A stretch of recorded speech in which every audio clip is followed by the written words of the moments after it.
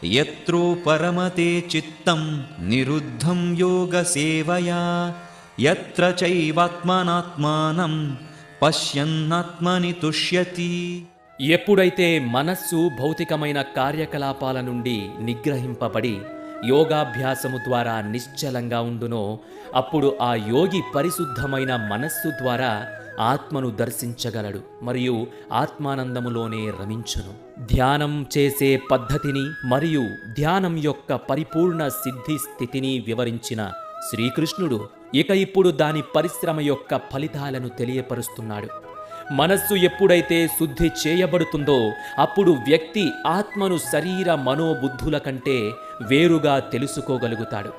ఉదాహరణకి గ్లాసులో మురికి నీరు ఉంటే దాని గుండా మనము చూడలేము, కానీ ఆ నీటిలో పట్టిక వేస్తే మురికి వేరైపోయి క్రిందికి దిగి నీరు స్వచ్ఛంగా అయిపోతుంది. అదే ప్రకారంగా మనస్సు మురికిగా ఉన్నప్పుడు అది ఆత్మ దర్శనాన్ని తెలియకుండా చేస్తుంది మరియు ఆత్మ యొక్క శాస్త్ర పరిజ్ఞానం పుస్తక జ్ఞానం స్థాయిలోనే ఉండిపోతుంది.